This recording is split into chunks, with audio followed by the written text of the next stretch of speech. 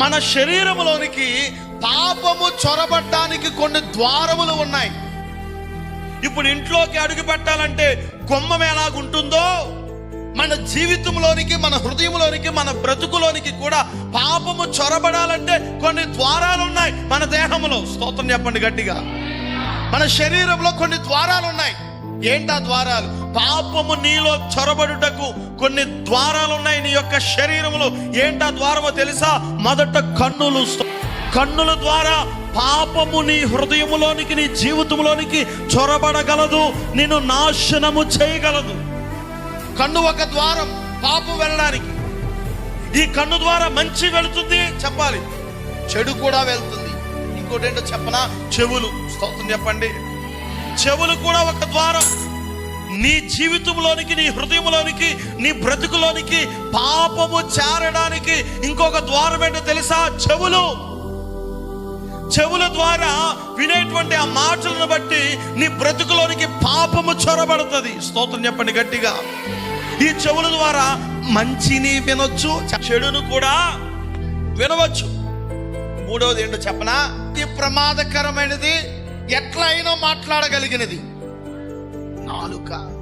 ఈ నాలుక ద్వారా పరిశుద్ధత నీ జీవితంలోనికి సంతరించుకోగలదు. పాపము కూడా నీ నాలుక ద్వారా నీ జీవితంలోనికి ప్రవేశించగలదు. చెవి గలవాడు ఆత్మ చెప్పుచున్న సంగతులను గ్రహించును గాక. మీ మూడు ద్వారములు చాలా పటిష్టంగా ఉండాలి. చూడండి, ఒక శత్రువు, ఒక దొంగ మన ఇంటిలోనికి చొరబడాలి అని అంటే మొదట మన ప్రాకారములు స్థిరముగా, గట్టిగా, దిట్టంగా ఉండాలి. నేను బ్యాంకులో పనిచేసినప్పుడు బ్యాంక్ అంతా కూడా ఓపెన్గా ఉంటుంది, కానీ బ్యాంకు లోపల ఒక గది ఉంటుంది. దాంట్లో ఇదిగో ఈ రోజు వచ్చిన కోట్ల రూపాయల డబ్బు అంతా కూడా ఏం చేస్తారో తెలుసా అండి? దాచి పెడతారు. దాని గేట్ ఎట్లా ఉంటుంది తెలుసా? ఇంతలా ఉంటుంది గేటు.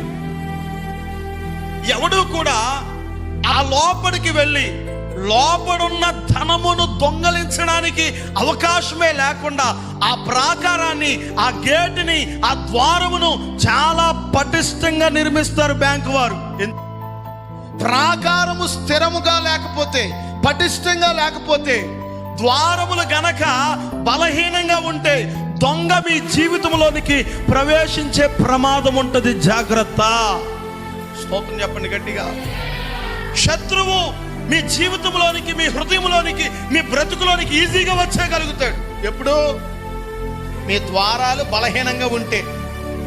అదే మీ ద్వారములు గనక పటిష్టంగా ఉన్నాయనుకోండి, బలంగా ఉన్నాయనుకోండి, దృఢంగా ఉన్నాయనుకోండి, ఏ శత్రువు, ఏ దొంగ మీ హృదయంలో ఉన్న దీవెనను, ఆశీర్వాదాన్ని ఎవడు కూడా దొంగలించలేడు. అసలు శత్రువే మీ జీవితంలోనికి రాలేడు. కారణం, నీ ద్వారం చాలా పటిష్టంగా ఉంది, నీ ద్వారం చాలా బలంగా ఉంది. బలహీనమైన ద్వారములు పెట్టుకుని ఈ లోకములో మనం బ్రతకాలి అని అంటే కంటి ద్వారా పాపం వెళ్ళిపోతుంది. బలహీనంగా నీ ద్వారం ఉంటే చెవి ద్వారా పాపం వెళ్ళిపోతుంది, నాలుక ద్వారా పాపం వెళ్ళిపోతుంది. మీ కళ్ళ మీద చేయబెట్టుకుని గట్టిగా దేవునికి స్తోత్రం చెప్పండి ఒకసారి. అది మీ మొదటి ద్వారం. మీ చెవుల మీద స్తోత్రం చెప్పండి గట్టిగా. అది మీ రెండవ ద్వారం. నాలుక ఎంత ప్రమాదకరమైందంటే ఇలా తిరిగేద్ది, అలా తిరిగేద్ది, ఎట్టయినా తిరిగేద్ది. దేవునికి స్తోత్రం చెప్పండి గట్టిగా. హల్లెలూయా. నాలుక కూడా, నోరు కూడా ఒక ద్వారమే. జాగ్రత్త.